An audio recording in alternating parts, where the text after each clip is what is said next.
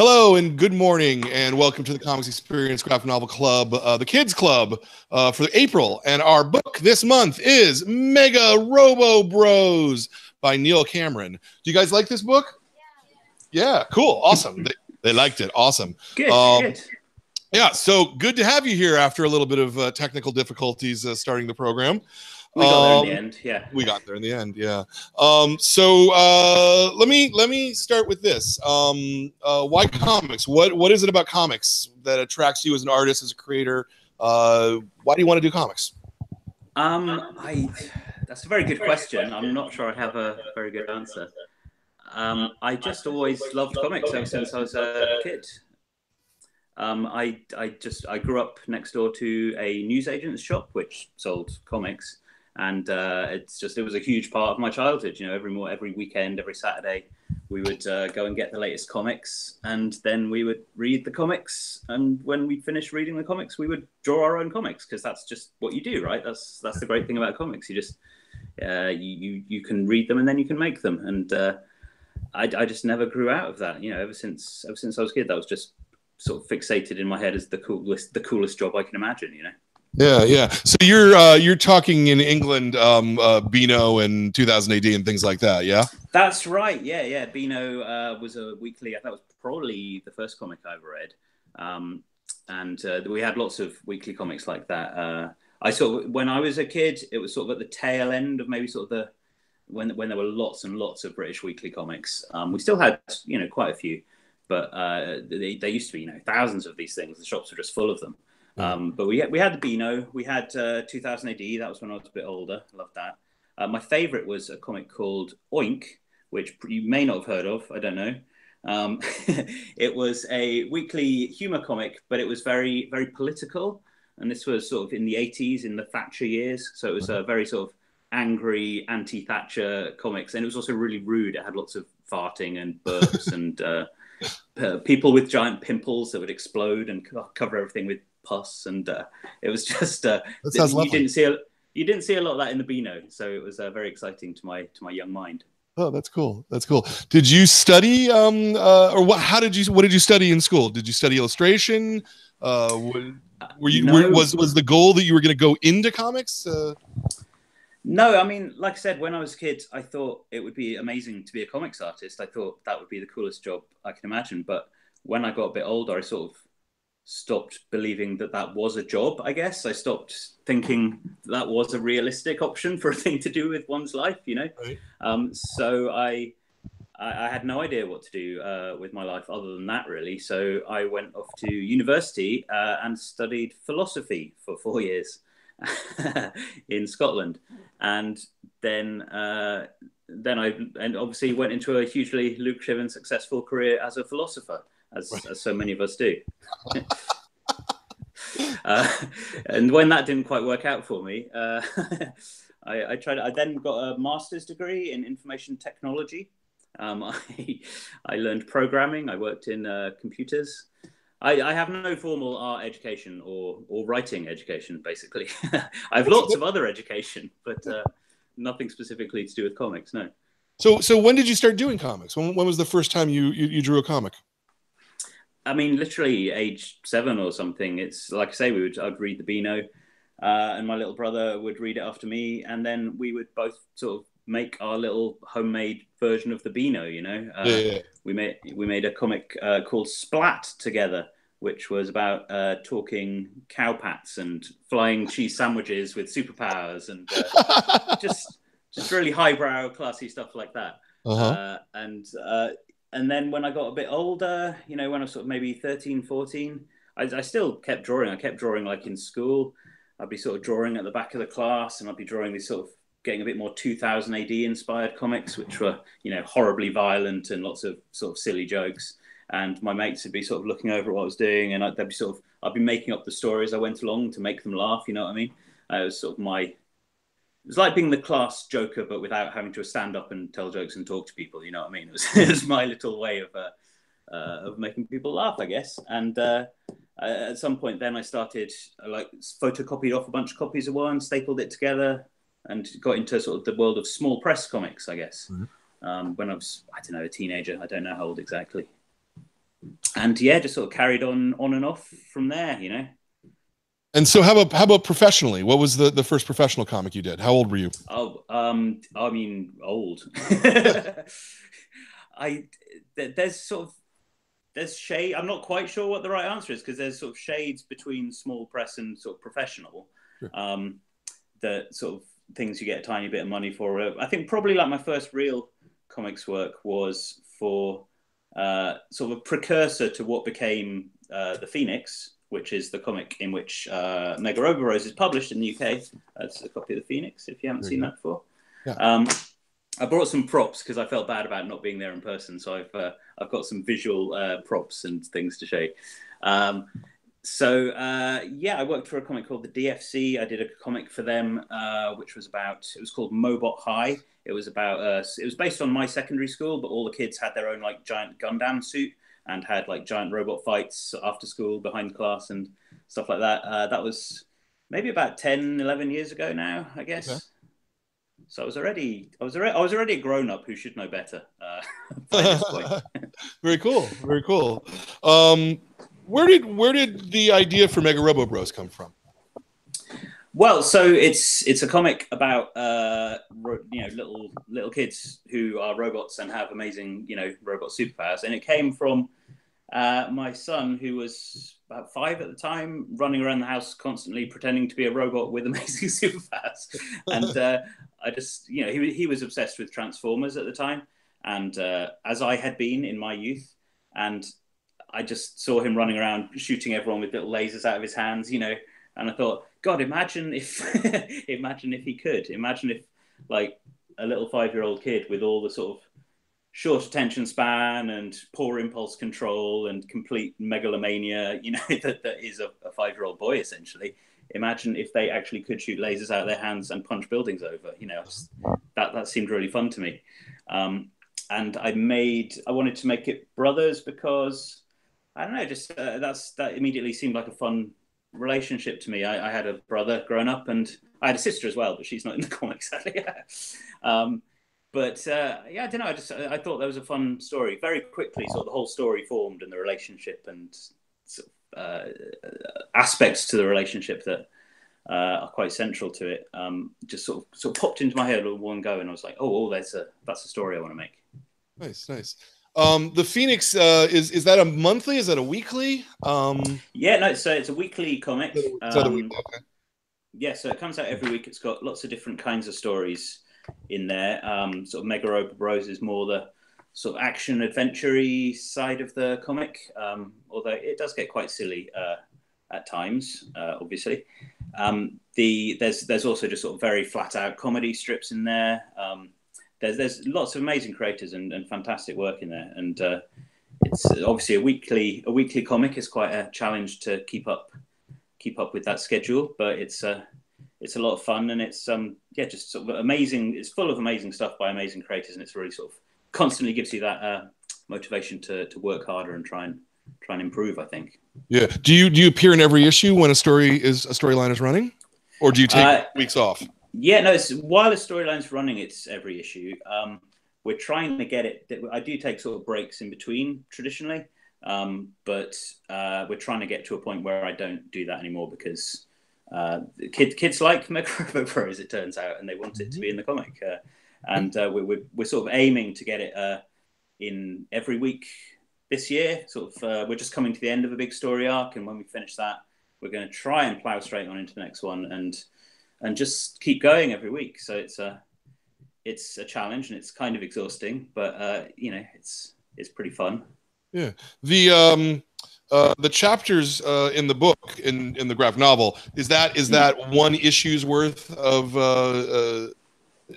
as it is in the Phoenix?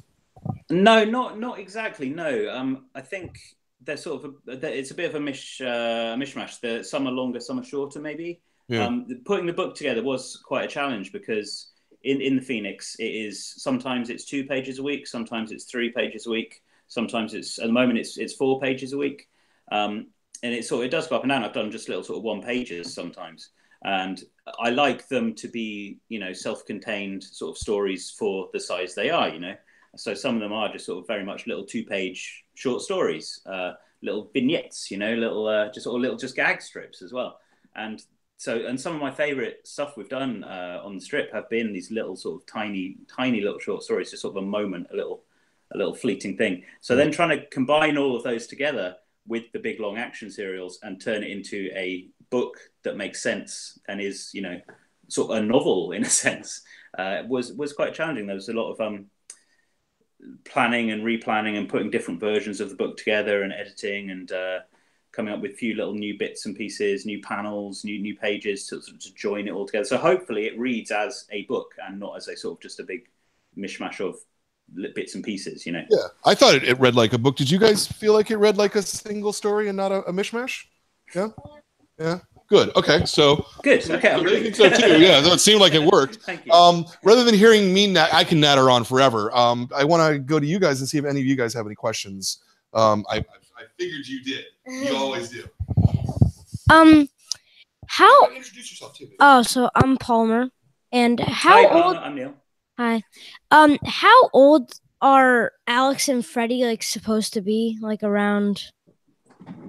Yeah, it's a good question. I was thinking about this the other day because I've been doing it for a few years now, and they keep sort of growing up without me meaning them to, if you see what I mean. I think originally they were supposed to be that Alex was 10 and Freddie was 5, but I think they quite rapidly grew up a little bit. And so maybe I'd say in book 1, probably Alex is about 11 or 12, and Freddie's about 7, I think. But you'll notice I never specifically say so that I don't tie myself to anything that I'll then get wrong later. It's good to fudge these things if you can, I think. Mm-hmm. How old did they seem to you? Did you get any sense of how old about the same as 7 and 12, like you said. So okay, oh, that's good. Yeah, that seemed about right to me. Mm-hmm. Yeah, cool. Did you have another question? No. Okay, cool. And you guys have questions? No? Oh, that's easy. All right. Well, I'll just keep talking then. So maybe talk to us a little bit about technique and about drawing and about you have a blank page in front of you. Particularly because in the Phoenix you're doing, as you said, 2 to 4 page bits. So blank page, what happens next? So I was gonna show you. I had this cool, slide. I don't know how to show you slides on this thing though. There's no little button to show you pictures. So yeah, there is. If you on a desktop, at least when you move the mouse, the side panel will open up, and there's a green button that looks like a television screen that with an arrow on it, and if you press that, then it should allow you to share your screen. Yeah, I can't see any green buttons with a. It's. Oh well, hang on. No, are you seeing anything different? No, I'm not seeing anything different. Okay, hold on. Let me just try this. Yeah, like I said, there's a screen share feature at least on the desktop. Yeah, I can show you. I think I can send you pictures. I found a way to send you pictures. Okay. Which may or may not be useful. But it won't let me. We should have tested this, man. We should have. Well, let's just talk about it though. For the moment. What's your thought process when you've got that blank page? So, because it's a story that I sort of write as well as draw, I tend to only start from a very sort of. I'll have the idea for the next sort of series or the next batch of episodes or however many it's going to be, and then I'll sort of break it down to sort of just episode descriptions, because obviously it being a weekly comic, you have to sort of plan out what you're going to do sort of to the page quite far in advance, and sort of you can't sort of be make it up as you go along exactly, and sort of I'm going to add in an extra page here, or I think this you're sort of finishing the work as you go along. And so you have to have quite a tight sense of where you're going. So I'll sort of plan out a batch of episodes, and then I just start drawing, really. I sort of rough out like an episode at a time on like one piece of paper, sort of really small and messy and rough. And then I'll just sort of sketch in rough ideas of what the dialogue's going to be. So I'm sort of writing and drawing the strip at the same time. And then just sort of then it's just a question of sort of honing it down and sort of going over it. I tend to sort of do the very initial rough stage on the iPad, sort of drawing nice roughs in there, and then I'll transfer once I'm sort of happy with it and got the sort of basics of the page down and the panel layouts and the dialogue. I'll then sort of print it all off and then start actually drawing the strip with actual pencils and paper and pens, old school style. And then it gets sort of taken back into the computer then to do the coloring in Photoshop. But yeah, I mean, basically, it's trying to sort of, the reason I do a sort of a whole episode at a time on one piece of paper like that is just so I get a sense of the storytelling and the flow and the rhythm of it as I'm going along, and sort of where the page turns are going to be, where the reveals are going to be, where any good jokes are going to fall, So, because, with a weekly strip, you want each episode to be in potentially every 4 pages of the story is someone's first, experience of the story, And so even when you're in quite a long story arc, like at the moment we're on coming up to like episode 13 of sort of one long story. Even then you want someone to be able to pick up page 1 of that new issue and sort of get a sense of the story and who the characters are, and get, at least in some sense, a sort of complete, satisfying story experience from those 4 pages, so that it will sort of begin, have a sort of development of action over those pages, have a couple of cool jokes or a couple of cool explosions, either way, preferably jokes and explosions. That's my favorite sorts of comics. Yeah. And then end on an exciting cliffhanger to make you come back next week, Yeah. And I think that's the good thing, that then when those stories get collected, they do have that sort of quite, they're quite propulsive, because they have those sort of every few pages cliffhangers baked into them, Yeah. No, I agree. The things I find it interesting. Can you hear me?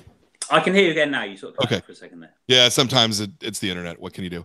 Yeah. It's actually quite a miracle, I think, that you're in the UK and we're in San Francisco and we're talking just like this. It is. It's amazing, and we take it for granted. We really do. About the niggles, but it is kind of amazing. Yeah. Yeah. But I find it very interesting that you do layouts and stuff on the iPad, and then you go to paper to actually draw it. Yeah, because that's pretty unusual for what I find from interviewing cartoonists. Most work either all digital or all physical, and I haven't actually heard, I don't think, of someone working in a hybrid fashion like that. Well, it's just, I did used to work all digital. Like when I first sort of discovered sort of drawing digitally, first got like a Wacom tablet, I was like, oh, this is amazing. I don't have to scan stuff in anymore. This is going to save me so much time. It's so much fun drawing on screen. And I sort of went a bit overboard with it and went all digital. And I did like a couple of books that way. I did another series with the Phoenix called Pirates of Pangaea, that was all about pirates riding around on top of dinosaurs.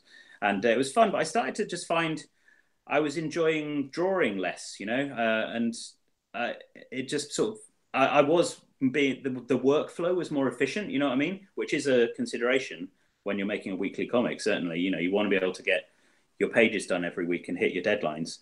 But also, I feel like, it ought to be enjoyable, right? It ought to be fun. Like, if drawing comics stops being fun, something's gone a bit wrong, right? It should be a fun process, a fun job. And so I was actually then working here in Oxford. I work with a place called the Story Museum. That's a sort of just a big, cool place in Oxford. It's a very hard place to explain. It's a museum, basically. And they asked me to do this sort of giant comic on like graffiti panels to go on the side of the building. And so I was using these big fat acrylic marker pens and sort of drawing on great big sheets of wood, making this sort of giant, like each panel of the comic was several meters wide and tall, and just splashing all this paint and ink around and drawing on these sort of rough physical surfaces was so much fun. And it just sort of made me sort of realize that pens are fun, and that sort of just the physical process of making marks on paper is really enjoyable in a way that I missed. And I found these really cool pens that were really just fun and enjoyable and satisfying to draw with. And so I went back to drawing the thing on paper. I still do the coloring on Photoshop because I wouldn't know any other way to do it at this point, and it's obviously very convenient and practical. I've got some original pages here that I've nice. luckily found as a backup. So this is one of sort of the inked pages of the strip before the color then is applied later. So obviously all the lettering, everything, that's all on the computer. All the coloring, that's all done on the computer. But the actual original art is done at this sort of A3 size on just on white paper with lovely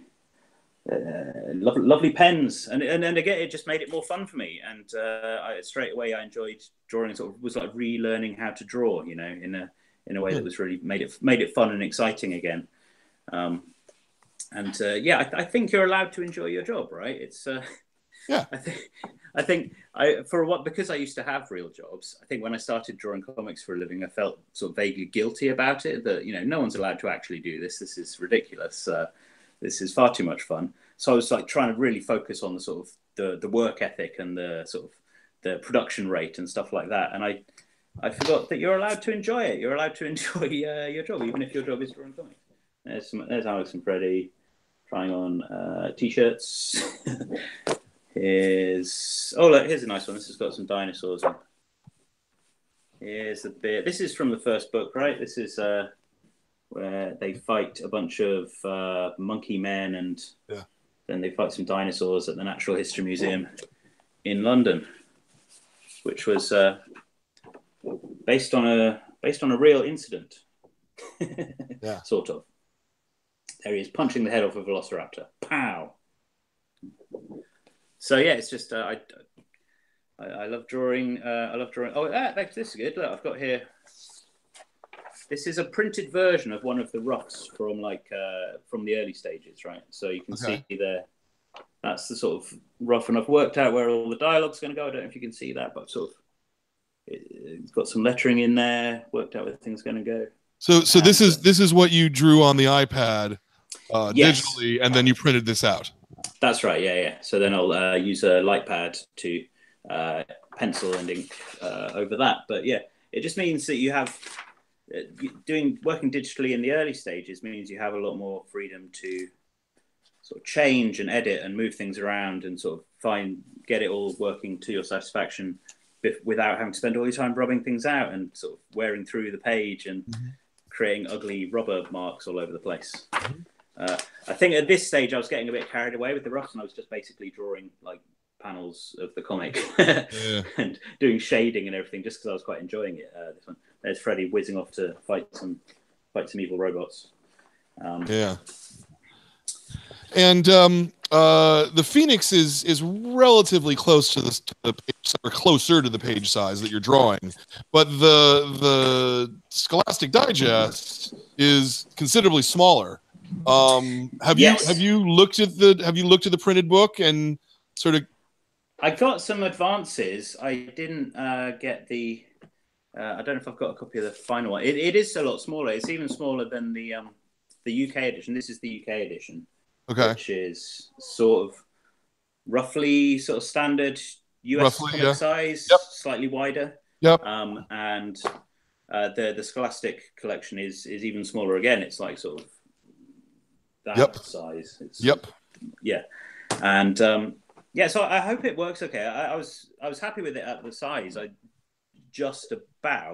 would have been challenging to go any smaller, I think, you know. There are I think it just about works for my stuff. One of my other books actually that came out with Scholastic as well was the sort of the art instruction book I did. It's called How to Make Awesome Comics. And that was, again, it was based on weekly stuff in the Phoenix, and sort of the joke was for me, I'll explain how visual storytelling works in one page, or I'll explain, you know, Joseph Campbell in one page. And so I had these incredibly tight, dense pages of like, some had like 36 panels on. It was ludicrous, and tiny lettering. And so it was hard enough getting that to work at this size, you know. So when then Scholastic came to do it, I think they did just keep it at that size because they just sort of looked at it and threw their hands up in despair and walked away.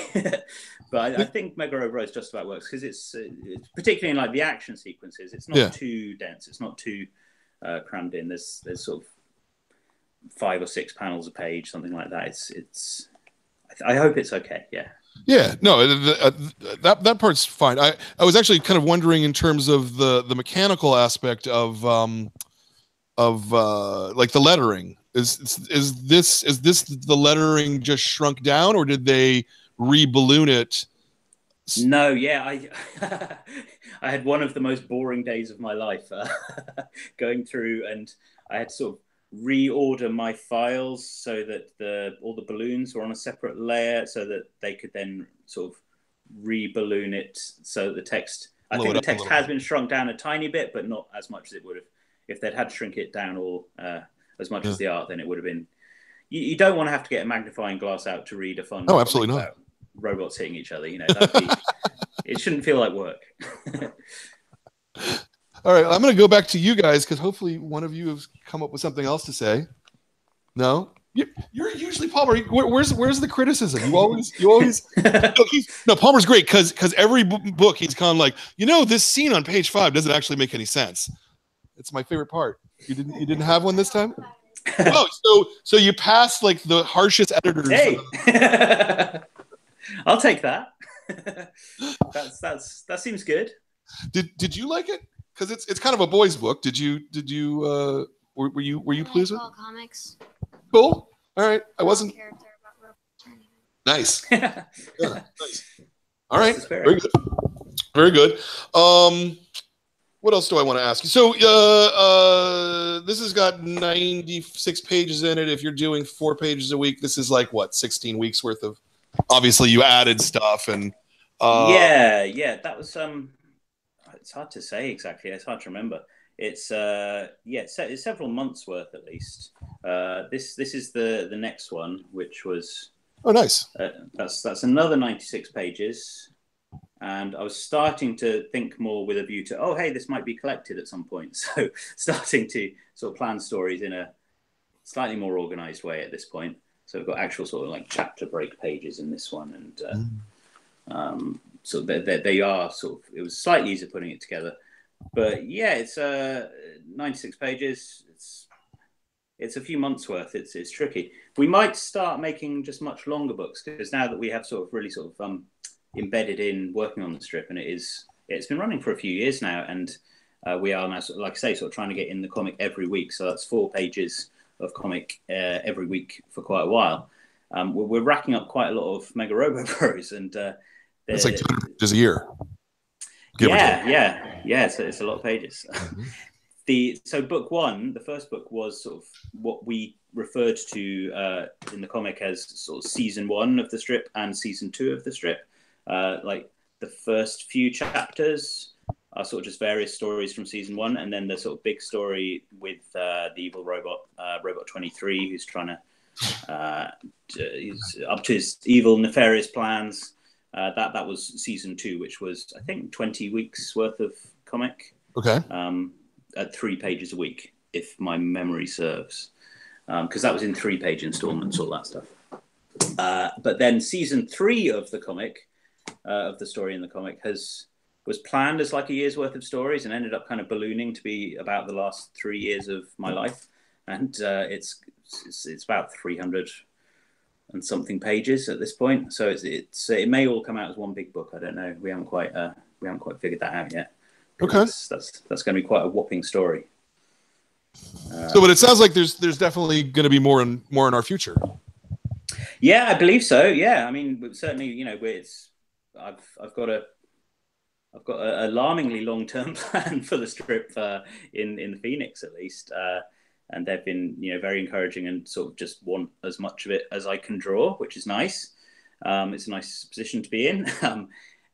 The books are going to, I believe, keep coming out to keep pace with the strip, but as I say, the format may change. It may be that sort of 96 pages every year or so isn't enough to keep pace with the strip in the comic, so that we may start making bigger, chunkier books. Not if you're doing 200 pages a year, then clearly we will be far behind at that point. Yeah, there's an inherent sort of delay. There's an ever-growing lag, isn't it? How long do you think you can keep this going? I mean, do you think are these guys in your mind just you can keep writing them indefinitely, or do you have an end game in mind?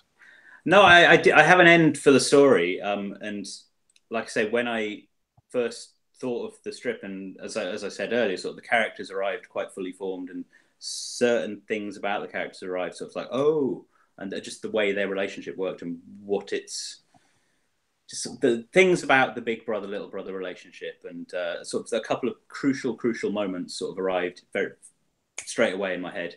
One of which is sort of related to the as yet unseen backstory, and one of which is related to how the story ends. Just like these key moments were there straight away in my head, and so I've got the ending. I recently sort of actually wrote out and sent to my editors sort of the plan for the next, like I say, 7 years or something of the strip, sort of leading towards that ending. And touch wood, all being well, we're going to keep on sort of plowing forward till we get to it. It's a lot of fun to draw, and the readership seem to be enjoying it. Again, touch wood. So as long as that is the case, I'm happy to keep making it and sort of really get the chance to sort of explore the characters and sort of tell the whole story, this whole stupidly impractical giant story that I wanted to tell. You know, like the advice that you always get as a creator, certainly starting out, is don't come up with a giant epic, because you'll never actually have a chance to finish it. You know, work on short stories, and then maybe work on like a single issue, and then maybe build up to a 4-issue arc or something. Don't go in with a 10-year epic that you've mapped out in your head, because it will lead to disappointment, because something will go wrong. And so I was really trying not to do that, but of course your imagination runs away with you, you know, and you sort of you get ahead of yourself. And as long as the longer I get to keep doing it, the happier I'll be. Yeah. Great, man. That's great. And is this the only thing you're working on? Like all of your cartooning energy goes into this, or do you have other things that are percolating in your brain? At the moment, it has been for a little while. There's another story actually that I do in the Phoenix, because 4 pages a week every week isn't enough. But this one, I write the story, and an amazing artist called Kate Brown draws the story. We've done a few volumes of it now. The first one was called Tamsin and the Deep. It's based in sort of Cornish folklore. It's a sort of edging into young adult, maybe. It's kind of a spooky adventure mystery series set down in Cornwall, which is sort of southwestern coastal region of the UK, with a very distinct culture and strange and weird magic and witchcraft traditions. And I wanted to explore some of that stuff, and we do this story together. And we've done about 3 books worth of that, which are coming out over here. I don't know what the plan is for them over there. So I write that one and Kate draws it, which you'd think would be less work, but still somehow seems to be a lot of work. But yeah, I have various other ideas, but I'm consciously sort of backburnering everything at the moment. I'm like, I have this opportunity to work on these characters. I love working on these characters. I want to sort of make the most of this chance. So I'm whenever I have it, like, oh, you know, it'd be cool. And it usually involves dinosaurs or something, because I like drawing dinosaurs. Every time I have you know, it'd be cool idea. Or the French Revolution. I'm weirdly obsessed with the French Revolution at the moment. So every time I have a cool idea about dinosaurs in the French Revolution, I force myself not to get excited about that idea. I push it away into the background, and I concentrate on these guys, because yeah, I think it's a really cool thing to have that opportunity, and I want to make the most of it. Yeah. When you write for Kate, or for anyone else that you might write for, do you thumbnail yourself? No. I think I might have even suggested it at first, but Kate was like, "Nah, you don't need to do that." And I very quickly realized that Kate Brown is an extraordinary artist. She's amazing. I don't know how well known she is over there. She mostly works here in the UK. She's done a couple of US projects. She did 1 issue of Young Avengers. She did 1 issue of The Wicked and the Divine, I believe. So she's just the most extraordinary and talented artist. Incredible at body language and sort of just visual storytelling and atmosphere and character. Just the character acting just makes me weep, because it's so good. And I sort of quickly realized I don't need to be sort of micromanaging this. You know what I mean? We in the first series, I was writing sort of full scripts for her, but then we ended up sort of dialing it back. So it's much more, I'm basically sending her a screenplay almost, and letting her make a lot of the paneling decisions and sort of how to break it up, how to lay it out on the page, because As an artist, I don't particularly like being micromanaged by writers who think they know how to draw better than me. And so I would not wish that upon my collaborator. I think she does such an amazing job that it's really great to just get to see what she does with it that I would never think to do, you know? Like that's the point of collaboration, right? Is to make something that you couldn't just make yourself, to sort of be surprised by your own story, which is a really fun thing when that happens. Yeah. Well, I really love your story. Not just Mega Robo Bros, which we all really love, but I love your story of studying philosophy and then going into computer science and then falling back into comics and making your childhood fancies come real. I think that's fantastic. What would be your recommendation to any of these kids or anybody who's watching the video at home of if they want to be an artist themselves? What would be your biggest piece of advice? Well, I think my biggest piece of advice would be to just sort of follow whatever gets you really excited. Follow whatever you get really interested in, whatever it may be, even if it seems on the face of it not to have anything to do with art or with comics, or just follow whatever excites you and learn as much as you can, read as much as you can, experience as much as you can about whatever is interesting to you. As I say, I'm currently weirdly obsessed with the French Revolution, and I've spent the last year or so reading endless books and biographies and listening to online courses from Stanford about the French Revolution. And this has nothing to do with any of my work, but I've sort of been doing this long enough that I know at some point that's all going to go somewhere. You know what I mean? At some point that's going to come out. And I'm not too worried about it. We'll see what happens. I'm sort of curious and excited to see what does eventually come out. But I mean, it seems on the face of it like going off to study philosophy and then getting a master's in information technology doesn't seem like a natural career path to comics. But I have ended up making a comic about robots. That's technology right there. Starring a robot penguin who's always quoting Sartre. That's philosophy right there. So it can all come together in strange ways. And I think if you get too fixated on one thing, if you're like, oh no, I just want to make comics, that's all I want, and all you do is read sort of comics, and all you do is read a particular sort of comics that you want to make, even, then you can get a bit sort of blinkered, and what are you then going to be bringing to the table that's different? What are you going to be, if you read Spider-Man every week and you love it, and all you ever read is Spider-Man, and you practice drawing Spider-Man, and maybe one day you'll get good enough at drawing Spider-Man to draw Spider-Man, but is it going to be a new Spider-Man? Is it? That was maybe a bad example. I don't know. I'm sure. I'm not very good at drawing Spider-Man. What can I say? But I think follow whatever it is that you're interested in and that excites you, and practice drawing a lot. That's the other good bit of advice. Just draw a lot. Yeah. That's fine advice. That's fine advice. Any last questions from you guys at all? No? You guys all good? Did you? No. We had a question of a boy who kicked the baseball game, but he wanted to know if you were planning a sequel. Did you hear the question? Sorry, I heard bits of it, but not the whole thing. So the question was, are you planning a sequel? Though obviously we actually were talking about this a little while ago. Yeah, there's hundreds of pages more. Okay. Yeah, it's just it hasn't come out here yet.